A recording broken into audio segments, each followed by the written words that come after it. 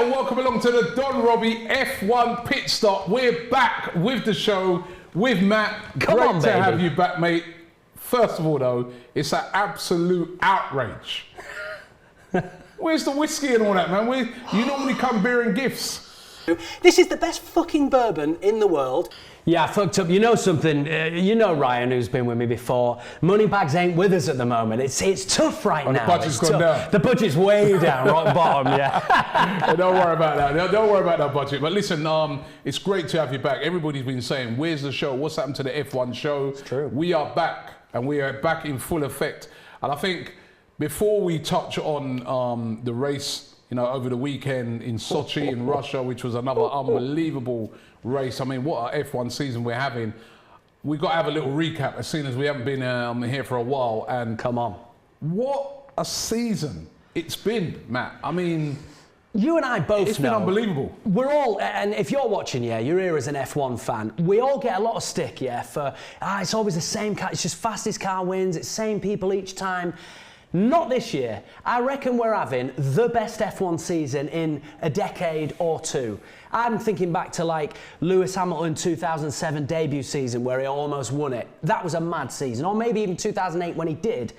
Other than that, I always refer to 2016. If you remember, Lewis was battling Nico Rosberg for the title. I think this even eclipses that. So honestly, I think we're here going, what a time to be an F1 fan. It's been magnificent, and obviously that race between Lewis Hamilton and Max Verstappen for the title's been unbelievable. But not just that, it's thrown up as well some different results. You know what I mean? It's thrown up some different teams coming through and getting wins. I mean, Ricciardo in the last race. Danny Rick, McLaren getting a 1-2 again. First time since, I think it was 2011 or 2012, the last time we saw those guys on the top and second step. McLaren look amazing this year. Lando Norris, with everything he's done this weekend, we're going to get into it, I'm sure, about some of the heartbreak there. But aside from that, a pole position from him, incredible. Ocon from Alpine got a race win earlier in the season that we've missed out on. Again, a team formerly Renault. They've got no business standing on the top step up when we've got Max Verstappen, Lewis Hamilton, Bottas even, who should be up there. George Russell with a podium finish. George Russell! Williams. That Williams is a disgrace of a car. It ain't a great car. I'm sorry to say it, because we all love George and I can't wait to see him. Now that he's announced since our last here, he is going to partner Lewis Hamilton at Mercedes. At Mercedes, yeah, next year, which is going to be insane. And he's going, you know what, I'm not even going to wait for the car. I'll do it in this car. He's qualified in 3rd place yesterday and still ended up with his points finish for 10th place. And as we saw in the cancelled, the Belgian Grand Prix, which was rained off, he qualified in 2nd place, so he got the points and the podium for 2nd place. It's been unbelievable. It's been an incredible season, and as you said, nobody can just look at it and say it's been a procession this season. I mean, the race at Silverstone with that crash, you want to go there now, yeah? We're going to get to that. We're going to get to sort of Verstappen and Lewis, right, in particular. But first of all, let's talk about the race in Sochi Grand Prix again, and another amazing Grand Prix, where we all thought to ourselves, all right, Max Verstappen's got the grid penalties right at the back. Lewis Hamilton will probably get pole, drive off into the sunset and win. He did win, but it didn't exactly go that way because Lando Norris was the one who got pole. And heartbreaking for him not to win the race. I mean, talk us through what happened yesterday. It's funny, isn't it? Again, everybody comes at us with, Lewis just wins every race, and now that Max is out, Lewis will definitely win this race. It's frustrating that, in a way, he did win the race, and like you say, it told none of the story and the drama of what we had to go through watching it. Lando was insane this weekend. There's something going on this last few weeks with McLaren. We talk about Italy, Danny Rick winning it, but Lando Norris was in 2nd. That's a 1-2 for McLaren with not a Red Bull or a Mercedes in sight. Pulling into Russia, obviously Lewis made mistakes in qualifying, and we were talking about this off camera beforehand. He made 2 mistakes actually, sliding into the pit wall and then spinning on his hot lap as well, which meant he had no chance of pole position. And it was Lando Norris who made the call in the wet conditions to take the wet tyre off, put a slick soft tyre on and give him a quick hot lap. And he basically went, I'm going shit or bust. I'm either going to be on pole or I'm going to be out of this thing and down in 10th place. And it really paid off for him. As we then get into the race, I don't know about you, I was heartbroken to see it actually unfold. We saw Carlos Sainz get off the line and take the lead of the race for the first 13 laps and do an amazing job in the Ferrari. And we saw Lando Norris fight back for the race lead and then lead the Grand Prix all the way through. He was something like 12 seconds clear of Lewis Hamilton by the time we were getting into the sort of final 10 or 15 laps. Hamilton was gaining on him though, wasn't he? And Lewis did what only Lewis can do. He reeled him in. And he struggled passing Danny Rick earlier. So I don't know if the rain didn't fall. My question would be this. Do you think Lewis still would have overtaken him? Because he did gain him at a second a lap. Yeah, I think it would have been a real close one at the end. I think it's too hard to call because... Totally. I think maybe Norris would have held on for the win. And I actually agree with you. He could not pass Daniel Ricciardo. He ended up having to pit early and try and do the business and do the undercut in the pit lane. But even though he was within DRS, he was 0.8 behind Danny Rick for 4 or 5 laps. He could not get past him. It was almost reminding us of that cracker where Alonso kept him behind. At, was that in Hungary or something this season? And Alonso would not let him pass and Ocon went on to win the race. So yeah, for me, up until the rain coming, I was thinking, Lando, you little cracker. He's only gone and done it.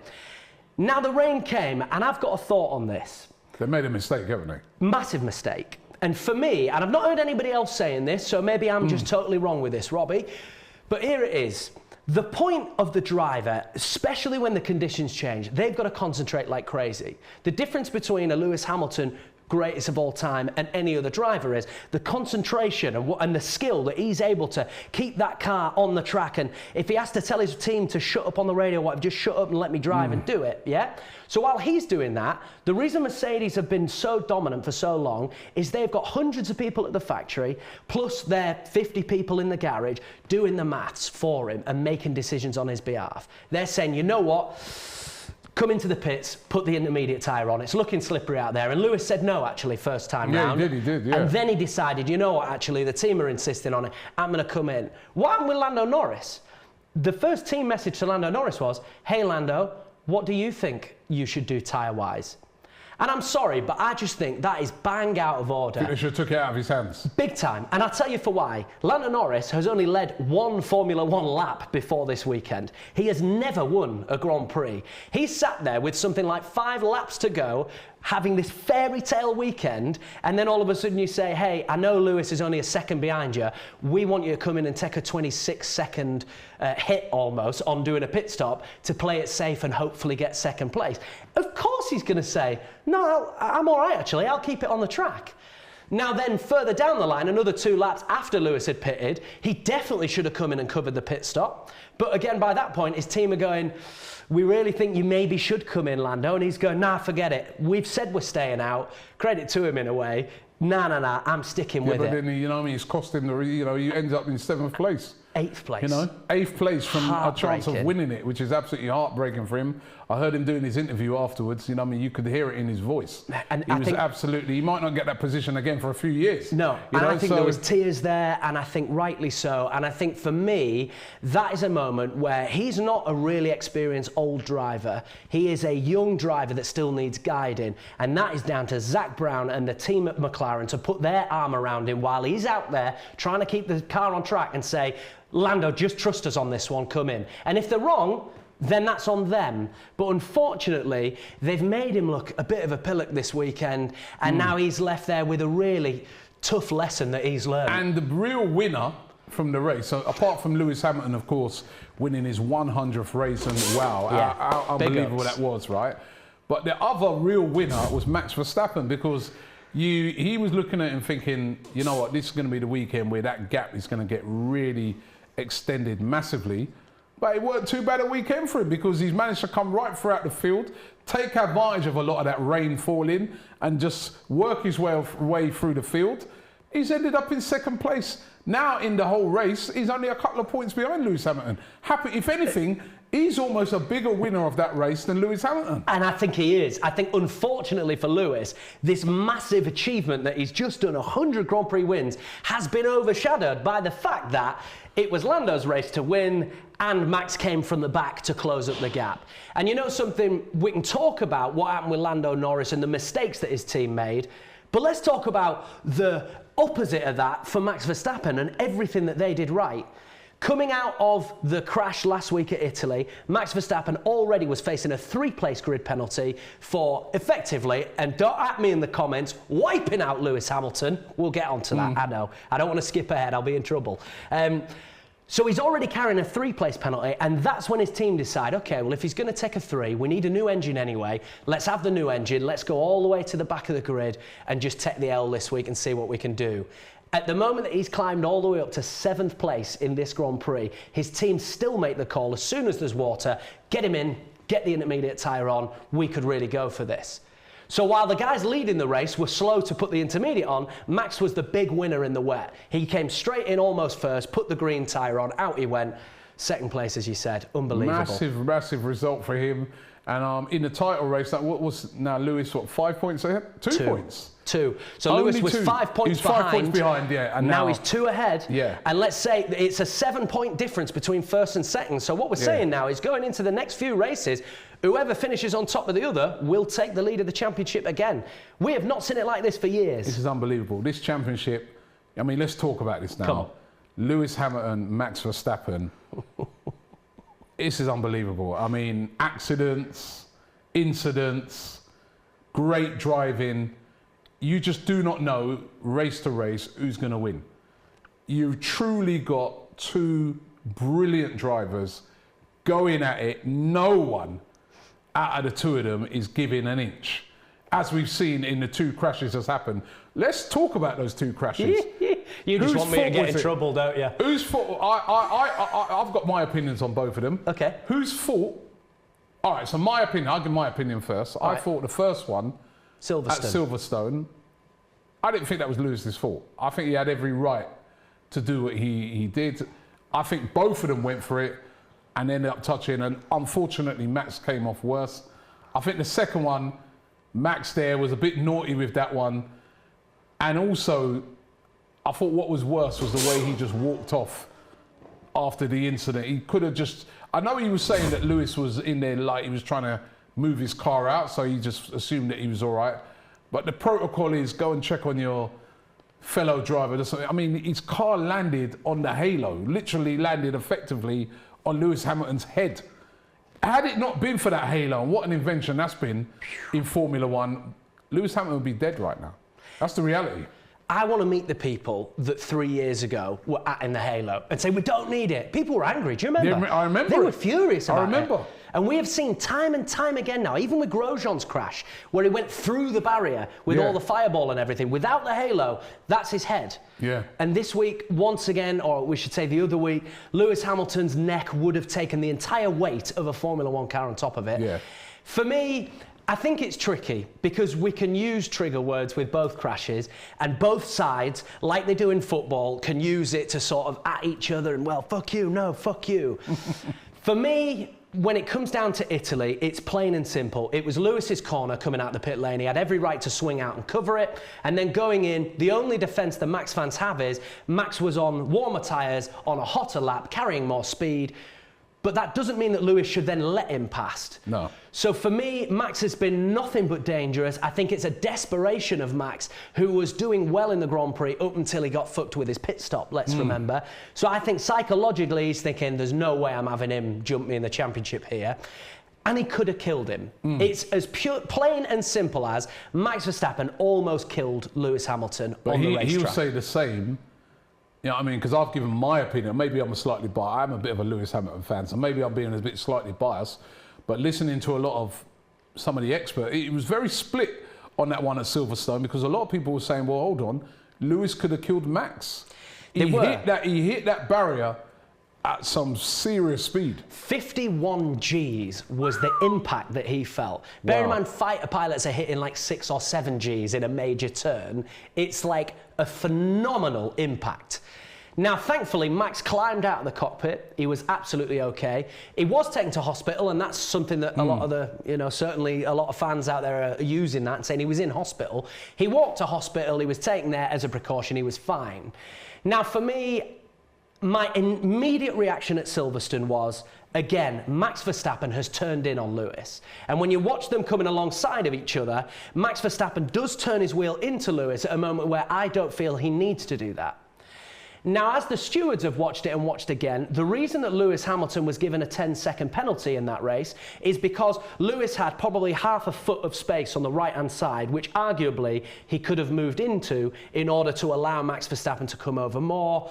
For me, I think that's as clear a racing incident as we're ever going to see. We want these guys to be wheel to wheel. We shouldn't be penalising them all the time. What was unfortunate in that race is Max's race finished in the barriers and he was out of the race, and Lewis could then go on to win the race, and that's a 25-point swing. And he had a big issue with Lewis Hamilton celebrating and stuff like that. From his hospital bed. Which to me that had a knock-on effect to what happened the other day, why he just walked off.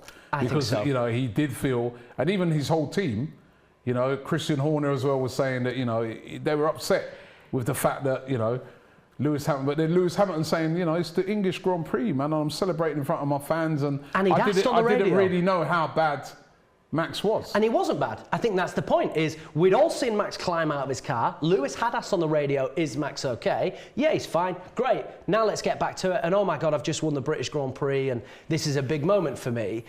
I didn't like how Max, Christian Horner and the whole Red Bull camp conducted themselves that weekend. I think, for me in any sport, to see the opposition whining and whinging and moaning and trying to do that, it's not clever mind games. It reminds me of like Kevin Keegan, that famous interview where he snapped at Fergie all them years ago. There's that little sense of like... I'd love it. Yeah, I'd love it if Hamilton loses. Yeah, exactly. And they're getting into that like, he shouldn't be celebrating because I was in hospital. No, fuck off. You all have to go to hospital if you have a shunt. You're all pro racing drivers. And I think there's a bit of 50-50 in there, but even if it is Lewis Hamilton's fault, I think he's got every right to continue as he did. But I think for me, and this is one thing I wanted to pick out with our off-circuit family, is after we had the second incident where Lewis could have died and Max's car's on top, very dramatic, there's one good thing that came of it, yeah? Both drivers were out of the race. So no one could benefit from it. The Max fans couldn't be left furious because Lewis went on to score points. Lewis fans can't say, well, Max went to... No, you're both out the race. It's null and void. We'll go on again next week. And the big winner that day was Formula One. Yeah. We saw McLaren come through and get a 1-2. Danny Rick back on the top step after he's had a pretty terrible first year with McLaren. So for me, I love that Lewis and Max is as volatile as it is, but at the end of the day, the reason we're loving this season is because they're going wheel to wheel, right? I get the feeling there's going to be more crashes between them two and more them knocking each other out of more races, and other people will get opportunities. There will be opportunities for McLaren, there will be opportunities for Ferrari, and these guys who are the guys who are sort of the best of the rest. So it is a really entertaining season, and none of those two drivers are giving an inch. Who is going to win? And there's still lots of races left. Yeah, we've got 6 races to go, and we are talking about Max Verstappen's got everything on the line. He has never won the championship. He's never been this close to a championship. He's a 24-year-old in a Red Bull with a real chance at it here. Lewis Hamilton is equal to Schumacher, 7-time world champion. This is his moment to become 8-time world champion. Neither of them are going to let this relent, and I think we're going to go all the way to Abu Dhabi. I really do. And who wins? I can give you an easy answer. Mercedes will win the Constructors' Championship this year. No, I don't want to know. My money on that. We know that. Who's going to win between them two? I want you to put it on the line right now and tell me who you feel will win, because it's so hard to call. I'm going to go with my heart here, which is I do think Lewis will prevail. But with his 2-point lead at the moment, I think Max will take the lead again before Lewis comes through and wins it. But I do think Lewis will win his 8th championship this year. Turkey's the next race. It is. Who does that favour? Which car does that favour? It is tricky to say. So Turkey, we raced there last year, but before that, we haven't raced there since 2011. So irrelevant because the cars were so different then. Last year, it pissed it down all weekend. So we had a wet qualifying and a wet race. Lewis went on to win that race. So you can see from a trend point of view, it's hard to say, well, like Russia is a Mercedes track. Mercedes have won every Grand Prix at Russia. I think it will still favour Lewis. However, Max had pace in qualifying last year, and the water was the reason really that he ended up down there. It was Lance Stroll who was on pole in 2020 there. For me, I think we're going to see a podium of Max, Bottas and Lewis. I think it'll be Mercedes, the two Mercedes and Max. But I can see Max Verstappen winning it. Who's got a better car? Because that's the other thing. Both cars have been outstanding this season, haven't they? Yeah, for me, I'm going to say I think the Red Bull is the better car this year. Max has won more races than Lewis this year, and it certainly seems to have the straight line speed. Lewis isn't just able to do what he's been doing in previous years and cruising up and passing everybody. So no, I think that Red Bull is going to just pip it. It's definitely close between the two, and if you take an average, I think Perez hasn't been quite as good as Bottas in the end, but maybe Lewis hasn't been quite as quick as Max. So I think the Red Bull, personally. Yeah, well, listen, it's been an amazing season. Max Verstappen and his supporters have really lit it up, you know what I mean? They've been amazing. With all the orange and that's been brilliant. Lewis Hamilton's been doing what Lewis Hamilton does. 100 wins now. 100. I mean, for a guy off of a council estate in Stevenage to live his dream and have 100 wins at Formula One is absolutely incredible. And we just don't know who's going to win, and that's what makes it so fascinating. That's what makes it so good.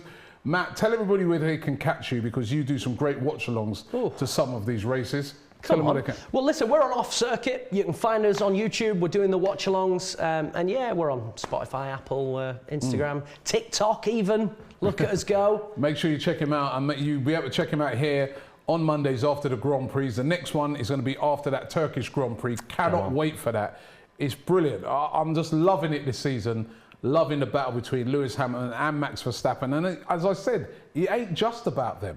You know what I mean? You've got all these other protagonists there as well, like Lando, Norris, Ricciardo, you know. Sainz and Leclerc at Ferrari. Sainz, yeah, you know. George Russell, you know, in a Williams, right? So it's been absolutely amazing. Thanks very much, Matt. Catch you guys next week. Don't forget to subscribe here to the Don Robbie channel. Subscribe to Matt's channel as well. We put the link in the description. And we're going to do a poll, right? Who do you think will win this year's championship? Will it be Lewis Hamilton or Max Verstappen? Vote now. Thanks for watching and see you next time.